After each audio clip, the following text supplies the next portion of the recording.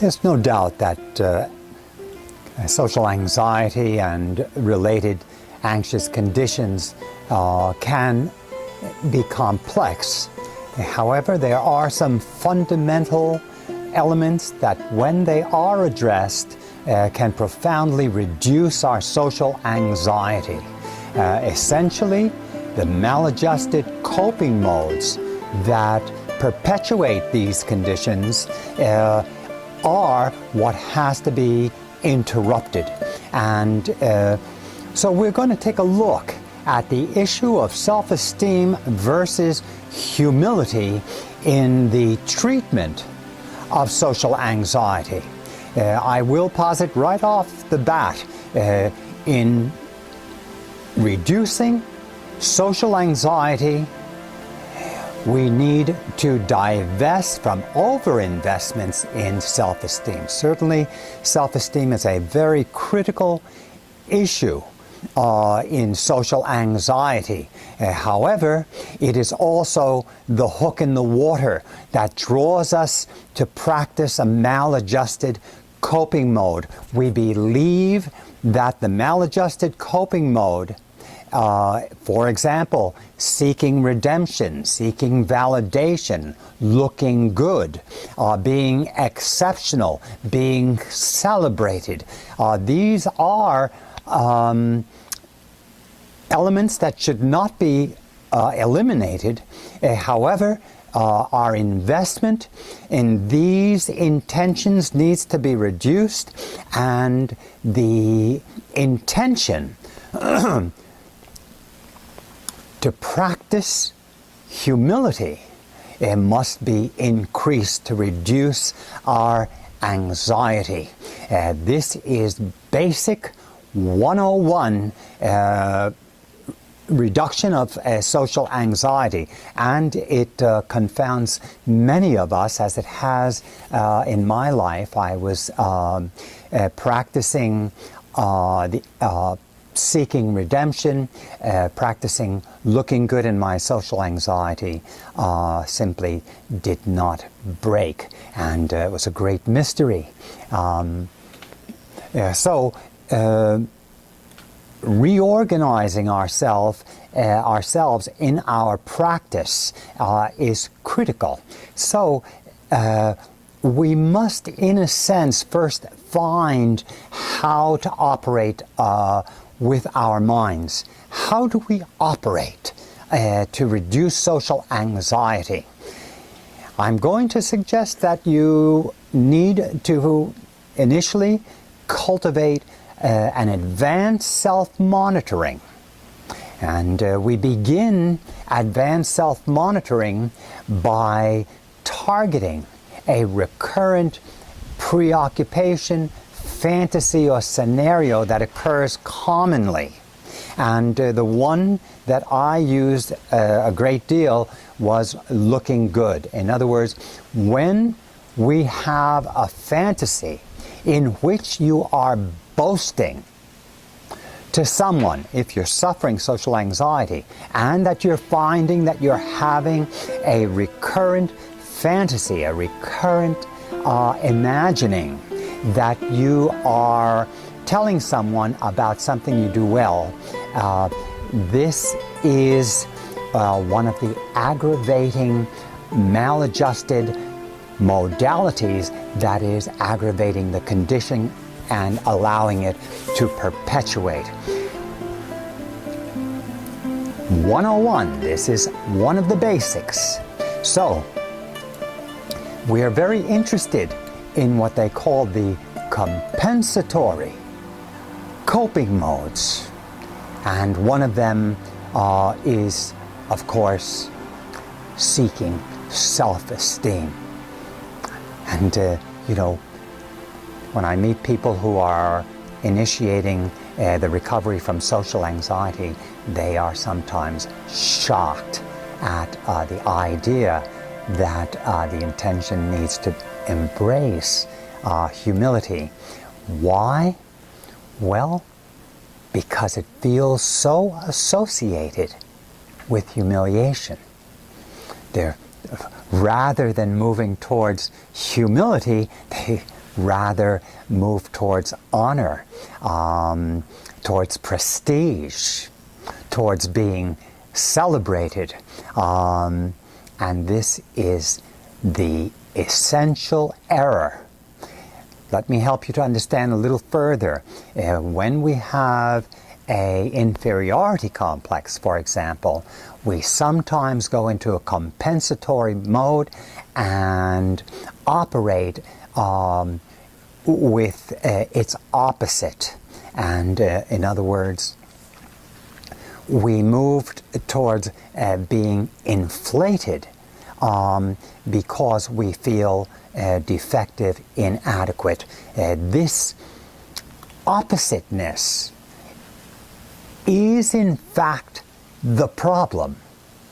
So, the over-investment in self-esteem is our social anxiety. It is the pathology itself. How ironic. Well, that's why it nails so many of us for so many years. Fortunately, many of us, as we learn and develop ourselves into our middle age, we arrive at the importance of humility and really joining the human condition. And that is something that we must do. What is the human condition? Well,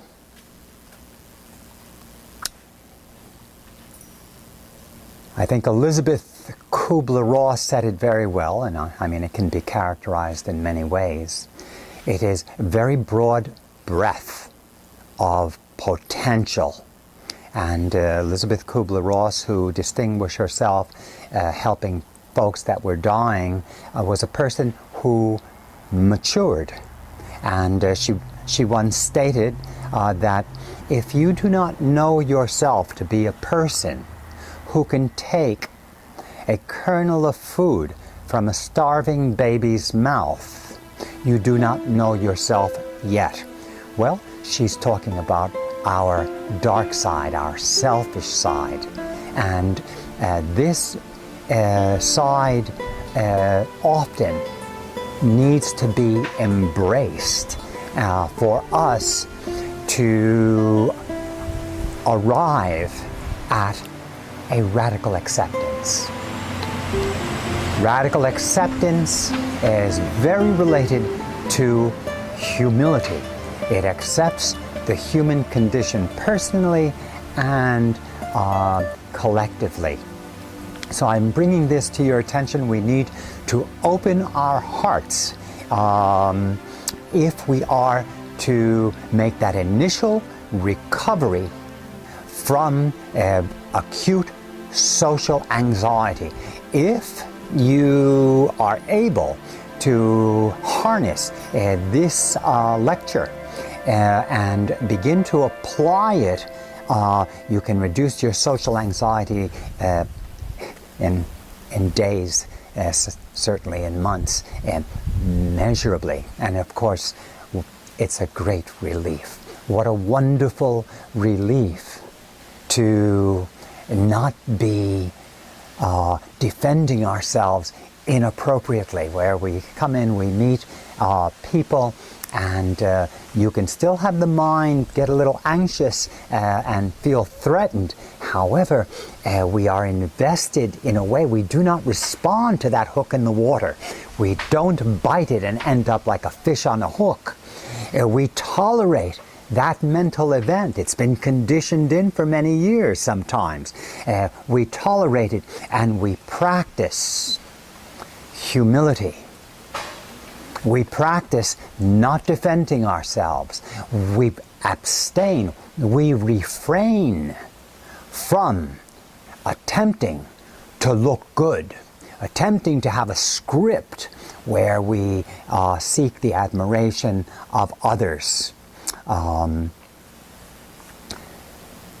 This is the key, all right? So let's think about how we practice with our minds. It is indeed a yogic type of practice, and we're going to do it right now. I'm going to ask you right now to move from conceptual awareness, where you're listening to what I'm saying, and just move into an experiential awareness by noticing your breath. Bring your full attention to your breath. I just took a nice inhalation, just captured my full attention. Inhalations do that for us. Take another inhalation.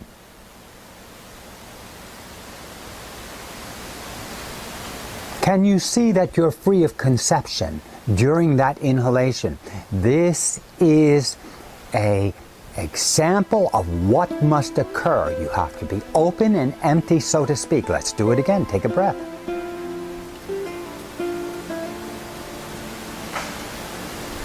And relax.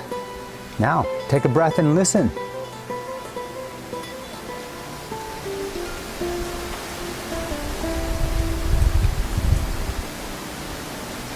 Can you see that your intellect is now selecting something else to focus on? This emptiness is very critical. It is the actualization of humility. I encourage all of you to, if you are not practicing a non-conceptual meditation, to get yourself familiar with it. This means Zen. This means insight meditation. It also suggests the self-inquiry disciplines. Non-conceptual meditation, that means you empty your mind, sit in silence, sit without judgments. So we move from it is as it should be to it is as it is. It is as it is. Now when we do that, it does not stop the intellect. We have our intellect, but that intellect now joins the superconscious or the unconscious mind, and we get self-command back. I don't know how familiar you are with this conversation. However, you need to expand your understanding if indeed this is a confusing discussion. In other words, you don't have references to work with this. So you just saw how I did that. The breath in is the actualization of suspending judgment, humility, and that needs to be practiced when you enter social environments. Importantly, how do you beat social anxiety? Well, we beat it in our imaginations. We do not wait to enter a social circumstance to practice. We begin monitoring for imaginings in which we boast, in which we are practicing defenses against not looking good. The idea of presenting yourself as inadequate or insufficient or perhaps anxious and frightened. Okay? Practice privately. In the closet, in the same place we pray, and you don't need to be necessarily religious to understand that private place where we make the changes. We change how we function in our imagination. That is how you will reduce your social anxiety and feel better and begin to reduce preoccupation so that you can move along occupationally in your true personality, to move along with your personality rather than these false identities. Great pleasure speaking to you. Tune in again soon.